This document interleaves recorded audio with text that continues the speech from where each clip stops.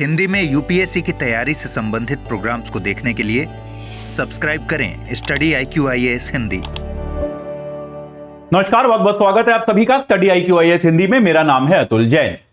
NCERT की इस lecture series में आप सभी का बहुत बहुत स्वागत है, जहां हम अभी कक्षा 10 के अपने दूसरे अध्याय पर हैं। 16वां लेक्चर है हमारा और हम धीरे धीरे एनसीईआरटी को खत्म करने की कोशिश कर रहे हैं कि भाई इकोनॉमिक्स की जो भी एनसीईआरटी की किताबें हैं उनको हम धीरे धीरे, ज्यादा जल्दबाजी किए बिना अपनी गति पर समझ के अच्छे से सारे कॉन्सेप्ट्स का एक बार डीप अंडरस्टैंडिंग लेकर अच्छे से उनको आत्मसात करके हम खत्म करने की कोशिश कर रहे हैं।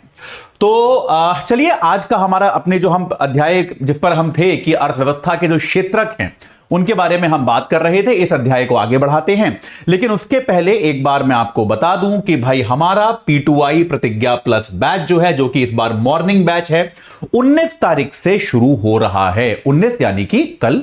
तो कल सुबह 8 बजे से हमारा प्रतिज्ञा प्लस बैच शुरू हो जाएगा। अगर आप अब तक जुड़े नहीं हैं तो AJ लाइव कोड लगाइए, तुरंत जुड़ जाइए। बिल्कुल भी देरी आपको नहीं करनी है। 2025 का अटेम्प्ट अब बहुत दूर रह नहीं गया है, तो अगर आप अभी तक अपनी तैयारी को ऐसे कैजुअली धीरे धीरे कर रहे हैं तो भाई बड़ी दिक्कत में आप आने वाले हैं। फिर आप जो है आखिरी 3 महीने में बड़ी मेहनत करने की सोचेंगे, वो हो नहीं पाती। तो बेहतर यही है कि अपने बैच से अभी जुड़ जाइए ताकि आप जो है एक ऑर्गेनाइज तरीके से, व्यवस्थित तरीके से अपनी तैयारी को समाप्त कर पाएं। और अगर आप वो है जो 2026 या 27 में एग्जाम देने वाले हैं, तो ऐसा नहीं है कि आपके लिए कोई ऑफरिंग नहीं है, क्योंकि समय आपके पास भी बहुत ज्यादा नहीं है। 26 और 27 वाले अक्सर ये सोच के चलते हैं बहुत टाइम पड़ा है यार अभी तो, लेकिन यूपीएससी की तैयारी में समय गुजरते देर नहीं लगता। तो हमारा जो है भाई लॉन्ग टर्म बैच 2026 और 27 वालों के लिए चल रहा है, उससे भी आप AJ लाइव कोड लगाकर जुड़ सकते हैं। याद रखिएगा, ये बैच 16 तारीख को शुरू हुआ था। पहली 2-3 क्लास इंट्रो क्लास होती हैं, ज्यादा कुछ छूटा नहीं है। 20 तारीख तक इससे जुड़ने की लास्ट डेट है, केवल 20 तक जुड़ सकते हैं। 20 के बाद इस बैच में एडमिशन जो है वो बंद हो जाएंगे। ठीक है, तो जो भी आपके लिए व्यवस्थित बैच है, सूटेबल बैच है, AJ लाइव कोड लगाइए, उस बैच से तुरंत जुड़ जाइए, अपनी तैयारी को एक सही आकार प्रदान कीजिए। चलिए साहब, अब चलते हैं हमारी आज की एनसीईआरटी की चर्चा पर। तो पिछली क्लास में हम कहां पहुंच गए थे? पिछली क्लास में हम यहां पहुंचे थे कि हमारा जो जीडीपी है, हमने तीनों क्षेत्रक समझ लिए थे क्या होते हैं। हमने अंतिम मूल्य का कॉन्सेप्ट समझ लिया था, जो कि इकोनॉमिक्स में बहुत इंपॉर्टेंट कॉन्सेप्ट है। और हमने यह समझा था कि यार आजादी के बाद से अगर हम देखें और विकास के साथ दुनिया की लगभग सभी अर्थव्यवस्थाओं में पैटर्न क्या देखा गया है कि जो आपका प्राथमिक क्षेत्र है उसकी महत्ता कम होती है, द्वितीयक और तृतीयक क्षेत्र की महत्ता जो है वो आमतौर पे बढ़ती है। ये आमतौर पे देखा गया है। भारत में आपको मैंने बताया एक थोड़ा सा पैटर्न थोड़ा सा बदला है। द्वितीय क्षेत्र उतना महत्वपूर्ण भारत में कभी नहीं हुआ जितना दुनिया के अनेक देशों में हुआ जहां पर औद्योगिक क्रांति जैसी घटनाएं हुई। ठीक है, तो यहां तक तो हम बात कर रहे थे जीडीपी की। अब आज मैं आपको भारत की अर्थव्यवस्था की एक सबसे बड़ी प्रॉब्लम समझा दूंगा। एक सबसे बड़ी जो स्ट्रक्चरल प्रॉब्लम है, संरचनात्मक समस्या है हमारी अर्थव्यवस्था की, वो आप आज समझ जाएंगे इस लेक्चर के अगले 5-7 मिनट के अंदर। जो भाई निरंतर आती रहती है, भारत की अर्थव्यवस्था कैसे अपने आप में व्यवस्थित है, उसके बारे में आप जान जाएंगे। तो भाई वो क्या मामला है, वो क्या मुद्दा है, ये बात तो आप समझ। अच्छा, मैंने आपको यह भी बताया था कि तृतीय क्षेत्र की इतनी तेज प्रगति क्यों होती है, उसके कारण वगैरह आपको मैंने एक्सप्लेन कर दिए थे। ठीक है, कोई दिक्कत नहीं है। अब सवाल यह आता है, चलिए एक तो हो गया जीडीपी, यह हमने समझ लिया कि विकास के बाद भारत में क्या हुआ। अगर हम लेक्चर 16 पर जाएं तो विकास जब हुआ भारत में, तो विकास में क्या होता है, नेचुरली जो आपका टर्शरी है, तृतीय क्षेत्र जो है वो ऊपर जाता है और नेचुरली आपका प्राथमिक क्षेत्र जो है वो नीचे जाता है। ये तो ऑब्वियस है, ये बात हम जानते हैं, इसमें तो कोई समस्या नहीं है। ये हमने बात करी थी जीडीपी की, कि अगर जीडीपी आपका आगे बढ़ता है तो आपके जीडीपी में ये चीजें होती हैं। अब सवाल ये होता है कि अगर आपके जीडीपी में ये शेयर है, देखिए एक लॉजिकल चीज क्या है, अगर आप एकदम परफेक्टली ऑर्गेनाइज तरीके से सोचें कि यार अगर आपके जीडीपी का आधा हिस्सा, मान लेते हैं आपके जीडीपी का 50% सर्विस से आ रहा है, सेवा क्षेत्र से आ रहा है, तृतीय क्षेत्र से आ रहा है, तो तकरीबन कितने लोग वहां काम करने चाहिए? मोर और लेस लगभग उतने ही काम करने चाहिए। यानी कि एक आदर्श आर्थिक संरचना में क्या होना चाहिए कि किसी भी क्षेत्र का जो जीडीपी में हिस्सा है और जो रोजगार में हिस्सा है, उसमें साम्यता होनी चाहिए कि नहीं होनी चाहिए? वो बराबर होना चाहिए कि नहीं? लगभग बराबर, चलिए एकदम बराबर ना हो कि भाई चलिए तृतीय क्षेत्र का जीडीपी में अगर 50% है, रोजगार चलिए हम कह दें 48% है, कोई बात नहीं, 1-2% ऊपर नीचे चलता है, कोई ऐसी बात नहीं है, ये बात सही है। लेकिन तो ऐसा होना चाहिए कि नहीं होना चाहिए? भैया आधा जीडीपी जहां से आ रहा है, आधे लोगों को काम भी तो वही मिलना चाहिए। ये बात तो सही है, ये लॉजिकल है। और अगर मान लीजिए किसी क्षेत्र से केवल 10% ही जीडीपी आ रहा है, तो वहां 10-12% लोगों को ही काम करना चाहिए। लॉजिकल ये है ना, लॉजिक तो सही है भाई, बात समझते हो कि नहीं? ये बात लॉजिकल है। लेकिन क्या ऐसा हो रहा है? आइए देखते हैं। ऐसा नहीं हो रहा है। तो प्रॉब्लम क्या है? ये जो साम्यता है, इस साम्यता का अभाव आपको भारत में खास तौर पर देखने को मिलता है। आइए, आपकी किताब में आंकड़े पुराने हैं, लेकिन इन आंकड़ों में ज्यादा परिवर्तन है नहीं। वैसे भी आंकड़े हमको रटने नहीं है, हमको खाली पैटर्न समझना है कि ये क्या है। अब आइए, आपकी किताब में ही आपको दिखाता हूं कि ये क्या पैटर्न आपकी किताब जो है, ये क्या पोस्टर खुल गया, आपकी किताब आपको क्या पैटर्न बताती है। ये दो चित्र हम जो है साथ में देखेंगे। हां, देखिए भाई, ये तो आपको मैंने बताया था जीडीपी में योगदान। मैं थोड़ा छोटा कर देता हूं ताकि आप इसको अच्छे से समझ पाएं, आप इन दोनों चित्रों को देख पाएं। मैं आशा करता हूं दोनों चित्र जो है आप ठीक से साथ साथ देख पा रहे होंगे। ठीक है, देखिए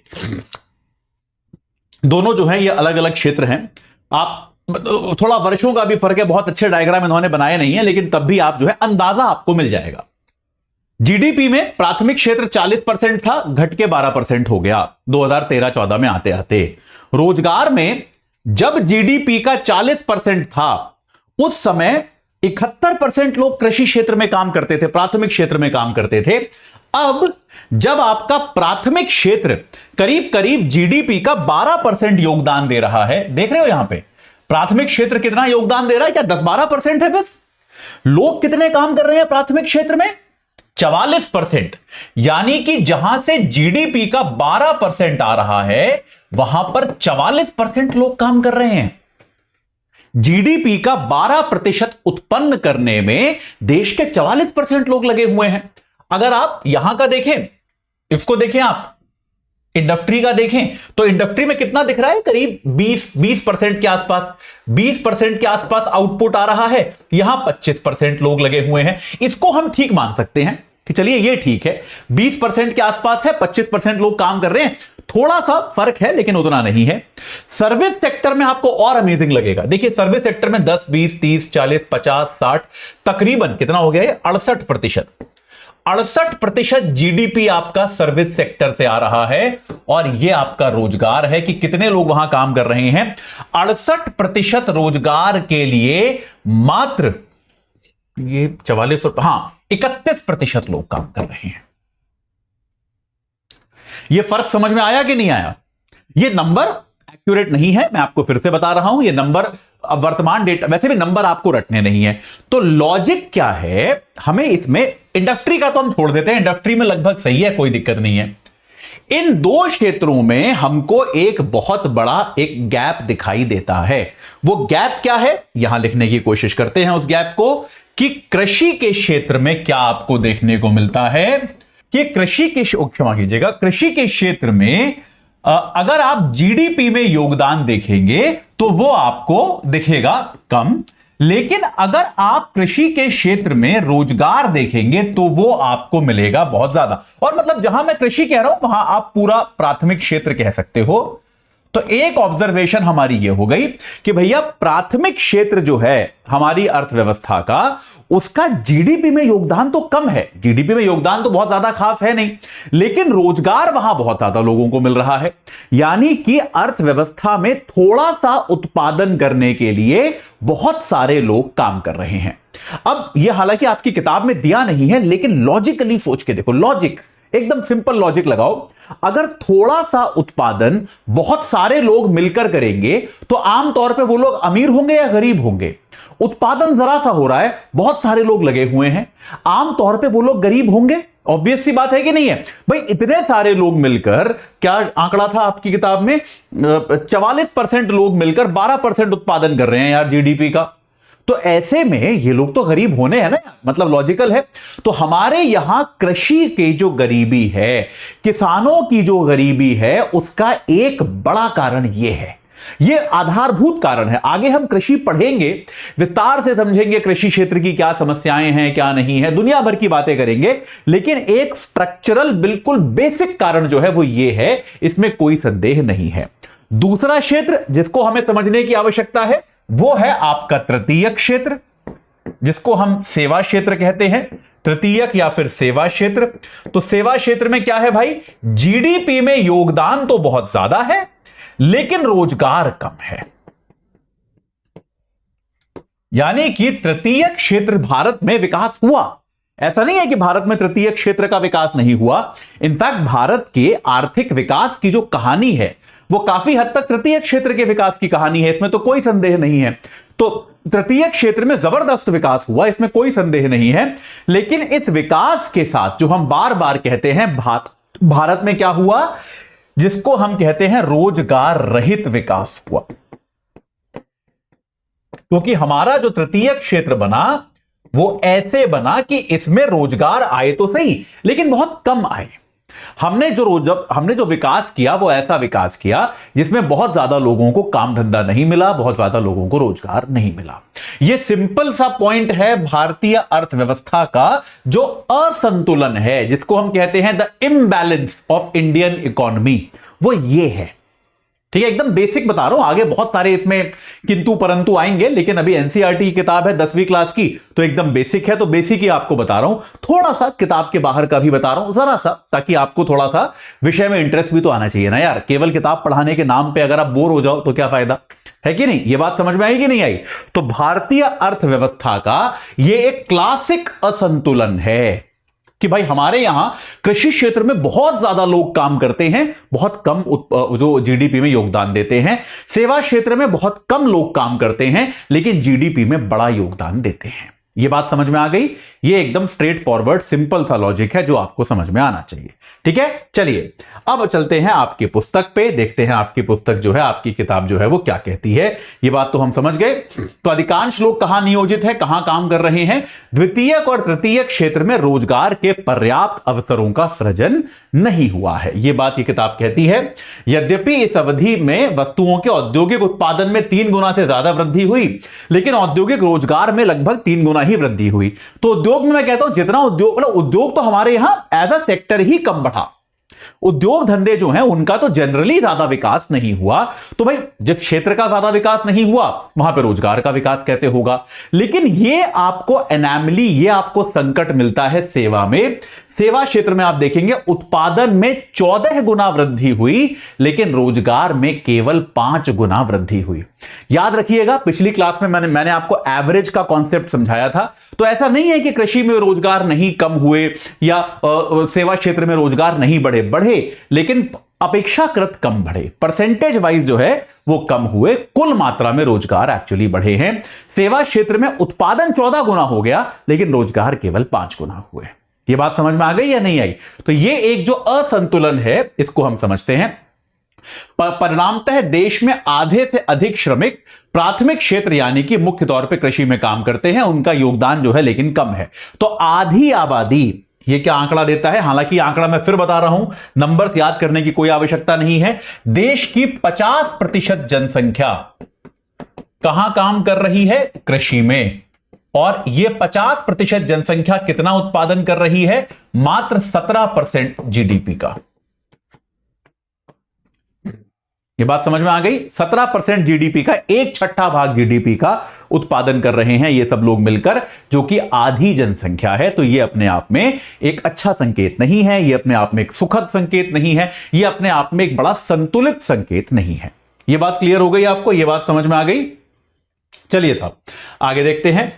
अब कृषि क्षेत्र में रोजगार जो है, बेरोजगारी जो है, उसका एक केस इन्होंने डिफाइन किया है जो कि बहुत इंपॉर्टेंट है, जिसको हम प्रच्छन्न बेरोजगारी कहते हैं। यहां पर इन्होंने अल्प बेरोजगारी कहा है। तो भाई ये प्रच्छन्न या फिर अल्प बेरोजगारी क्या होती है, एक बार इसको जल्दी से समझ लेते हैं। ठीक है, ये प्रच्छन्न या फिर अल्प बेरोजगारी क्या है इसको एक बार समझ लेते हैं। देखो आप इसको ऐसे समझो कि कृषि क्षेत्र में क्या, प्रच्छन्न मतलब छुपी हुई, कृषि क्षेत्र में ऐसा नहीं, जैसे शहरी क्षेत्र में आप लोग भाई जैसे पढ़ने लिखने वाले लड़के लड़कियां हो, तो अगर आप में से कोई बेरोजगार है तो आपको पता है कि आप बेरोजगार हो, क्योंकि भाई आप नौकरी ढूंढ रहे हो, मिल नहीं रही।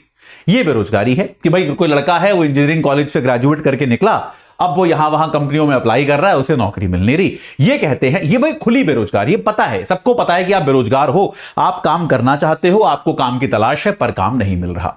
बेटा कृषि क्षेत्र में क्या होता है, कई बार बेरोजगारी होती है और लोगों को पता भी नहीं चलता बेरोजगारी होती है। इसे हम कहते हैं अल्प बेरोजगारी या प्रच्छन्न बेरोजगारी। क्या मतलब है इसका?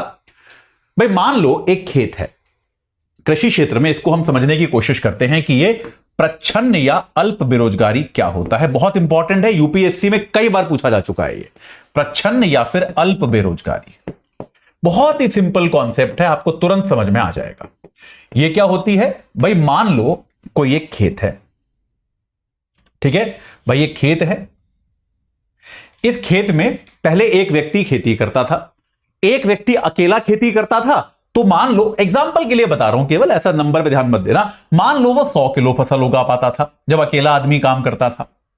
अब क्या हुआ, उसका एक बेटा भी हुआ, बेटा भी इसी खेत में काम करने लगा। जब बाप बेटा दोनों काम करने लगे तो भाई एक आदमी का श्रम एक्स्ट्रा लगने लगा, तो अब जो है कुल उत्पादन जो है बढ़ के 150 किलो हो गया। तो आप कह सकते हो कि चलो भाई दोनों लोगों ने मिलकर काम करना शुरू किया तो पैदावार बढ़ गई, अच्छी बात है।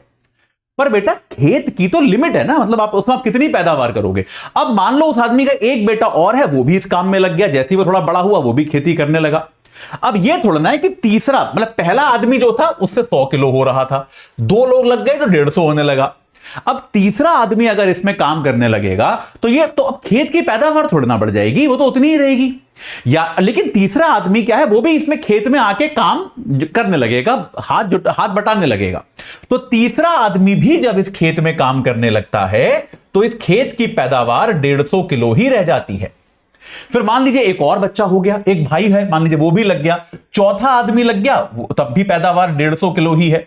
तो हो क्या रहा है, पहले और दूसरे आदमी तक तो ठीक था, क्योंकि उनके लगने से, उनके काम करने से जो उत्पादकता थी, जो पैदावार थी, वो बढ़ रही थी। लेकिन उसके बाद जो ये नए लोग काम करना शुरू कर रहे हैं, इनका पैदावार पे तो कोई असर पड़ ही नहीं रहा। यानी कि आज की तारीख ये लोग यहां पर तीसरा और चौथा व्यक्ति जो है वो खेत में काम कर रहे हैं। मान लो कल को आप इन्हें खेत से उठा के कहीं और भेज दो तो भी खेत में उतनी ही पैदावार होगी। तो ऐसे में बेटा इन लोगों को कहा जाता है प्रच्छन्न या अल्प बेरोजगार। तो प्रच्छन्न बेरोजगारी या अल्प बेरोजगारी क्या है, जहां पर व्यक्ति के पास काम है, ऐसा नहीं है कि व्यक्ति के पास काम नहीं है, व्यक्ति के पास काम है लेकिन उसका उत्पादकता पे कोई प्रभाव नहीं है। बात समझ रहे हो, इसका उत्पादकता पर कोई प्रभाव नहीं है। मतलब ये 2 लोग जो है नंबर 3 और नंबर 4, ये कल से खेत पे आना बंद भी कर दें, कोई फर्क पड़ने वाला है? नहीं पड़ने वाला। तो ये जो लोग हैं ये कहलाते हैं अल्प बेरोजगार या प्रच्छन्न बेरोजगार। बात समझ में आ रही है? और भारत में ग्रामीण क्षेत्र में यह बहुत ज्यादा पाया जाता है। अगर आप भारत में देखेंगे तो ग्रामीण क्षेत्र में आपको घर घर में यह मिलेगा। यह ग्रामीण क्षेत्र में सामान्य है, आप देखेंगे बहुत ही सामान्य चीज है। कई बार आप शहरी क्षेत्र में दुकानों इत्यादि में भी देखते हो कि भाई एक दुकानदार है, उसका बेटा भी और बेटी भी साथ में काम कर रहा है दुकान पे, कोई वैल्यू ऐड नहीं हो रहा है, वो बच्चा खाली बैठा है तो दुकान पे बैठ के काम करने लगा। अगर आप उसको हटा दोगे तो दुकान में कोई फर्क नहीं पड़ने वाला, दुकान में कोई लाभ नहीं हो रहा उसके काम करने का, बस वो आके बैठ गया साथ में। तो ऐसे में वो बेरोजगार प्रतीत नहीं होता, लेकिन वो वास्तविकता में अगर आप देश की अर्थव्यवस्था के दृष्टिकोण से देखेंगे तो उसका 0 योगदान है, उसका कोई योगदान नहीं है। यह कहलाती है प्रच्छन्न बेरोजगारी या फिर अल्प बेरोजगारी। यह कॉन्सेप्ट समझ में आ गया? इसे कहते हैं छिपी हुई बेरोजगारी। व्यक्ति को पता नहीं, व्यक्ति को लगता है मैं तो काम कर रहा हूं, मैं तो खेत में जाता हूं, मैं तो दुकान पे जाता हूं, लेकिन कोई उसका योगदान नहीं है। तो ये आपकी है, ये अल्प बेरोजगारी कहलाती है। इस कॉन्सेप्ट को आप याद रखिएगा, सिंपल सा एकदम बेसिक सा कॉन्सेप्ट है, ज्यादा मुश्किल है नहीं। इसी का इन्होंने एग्जाम्पल दिया है, किसान है लक्ष्मी, तो अब जो है लोगों का श्रम प्रयास विभाजित हो रहा है वगैरह वगैरह, यहां पर इन्होंने जो है ये काम किया। इसको वही सिंपल चीज है, ठीक है। तो अब जैसे ही बताते हैं, जैसे भाई एग्जांपल दिया कि जो नंबर 3 और 4 मैंने कहा था, उन 2 लोगों को कोई आदमी लेकर अपने खेत पे चला गया वहां, या उन 2 लोगों ने कहीं और मजदूरी करनी शुरू कर दी, तो वहां पर वो योगदान दे पा रहे, खेत पे तो कोई प्रभाव नहीं पड़ा। बात समझ रहे हो? तो ये दो लोग अगर कहीं और काम करेंगे तो ये एम्प्लॉयड माने जाएंगे। अगर ये अपने खेत पर ही काम कर रहे हैं तो ये वास्तव में अल्प बेरोजगारी या फिर प्रच्छन्न बेरोजगारी के शिकार हैं। ये बात क्लियर हो गई? सिंपल सा कॉन्सेप्ट है, कोई दिक्कत नहीं है। तो एक छोटे से भूखंड पे काम करने के लिए 5 लोगों की जरूरत नहीं है, 2 लोग चले जाएंगे तो कोई प्रभावित नहीं होगा। भारत में अक्सर क्योंकि भूखंड जो है वो परिवार में बढ़ते जाते हैं और इस कारण से प्रच्छन्न बेरोजगारी का जो प्रभाव है भारत में, जो प्रादुर्भाव है भारत में, वो भी अक्सर बढ़ता जाता है। ये बात स्पष्ट है, ठीक है? तो अगर ये लोग जो हैं, मतलब इसका मतलब क्या है, अगर हम कुछ लोगों को कृषि से हटाकर कहीं और समुचित रोजगार उपलब्ध करा दें तो भी कृषि उत्पादन पे बुरा प्रभाव नहीं पड़ेगा। देखिए, ये वाला असंतुलन नजर आया आपको? ये वाला असंतुलन नजर आया जो आपको मैंने बताया था कि भाई कृषि में लोग इतने सारे काम कर रहे हैं और जो है जीडीपी उतना है नहीं उसका, तो क्योंकि एक्स्ट्रा लोग लगे हुए हैं, अगर इन कुछ लोगों को उठा के आप कहीं और भी डाल दोगे कुछ और करने में तो कोई बुराई नहीं है, तो कृषि में कोई फर्क नहीं पड़ेगा। ये बात समझ रहे हो? इसीलिए मैंने, देखिए इसको समझिएगा, आगे जाके जब आप डिटेल में इकोनॉमिक्स पढ़ेंगे तो कई बार लोग ये कहते हैं कि सरकार ऐसा कर रही है कि लोग कृषि छोड़ के कुछ और करने लगे, सरकार ऐसी योजनाएं बना रही है, ये नुकसानदायक है, लोग अक्सर ये कहते हैं। लेकिन याद रखिए, हमेशा अक्सर लोग सरकार की ऐसे ही आलोचना करते रहते हैं, आदत होती है लोगों को, लेकिन सरकार जो है, और सरकार का मतलब किसी पार्टी से नहीं है, हर पार्टी की सरकार भारत में, जब भी सरकारें तो बदलती रहती हैं, तो जब भी सरकार आमतौर पे इस तरह की योजना बनाती है कि लोग कृषि के अलावा कुछ और करें, तो सरकार सबको नहीं हटाना चाहती, सरकार इन एक्स्ट्रा लोगों को हटाना चाहती है।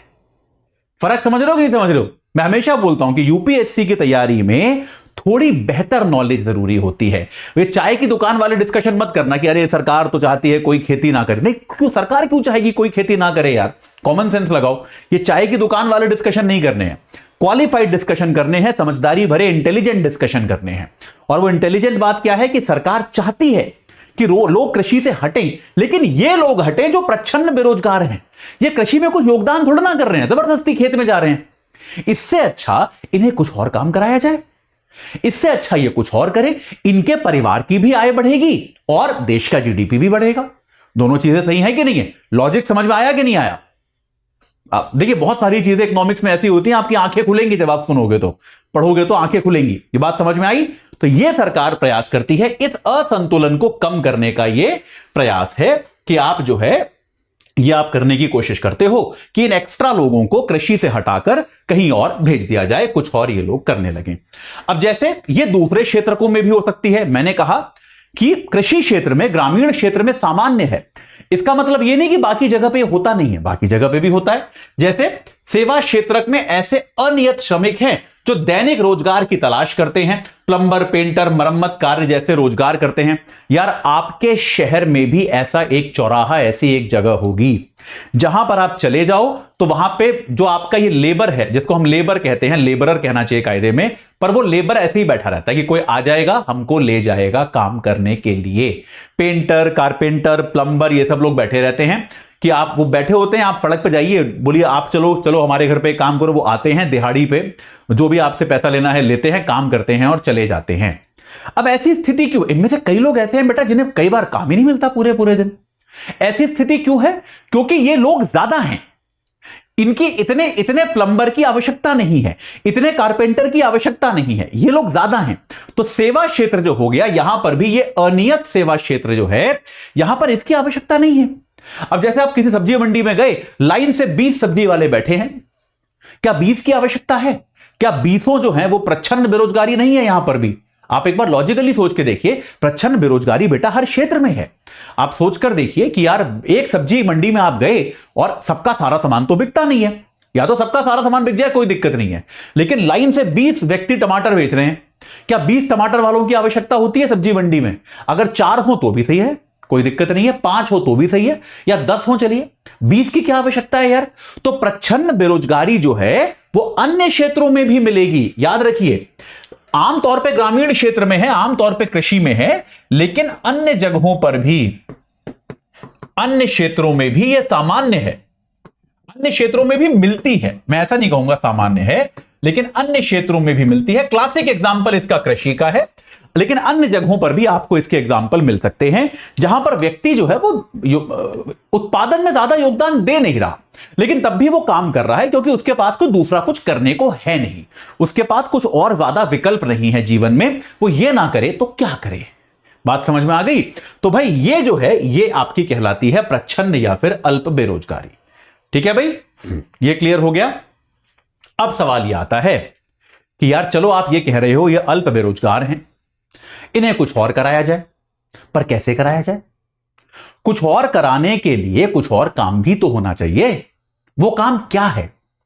वो काम क्या हो सकता है जिससे आप जो है कुछ और कराओ, इनको कुछ और काम दो? वो काम क्या हो सकता है? तो यह अतिरिक्त रोजगार का सृजन कैसे किया जाए, यह अपने आप में बहुत बड़ा यक्ष प्रश्न है जो भारत में हमेशा से सरकारों के सामने रहा है। मैं हमेशा अपनी इकोनॉमिक्स की क्लासेस में बात कहता हूं कि बेरोजगारी एक ऐसी समस्या रही है बेटा जिससे भारत की हर पीढ़ी जूझी है।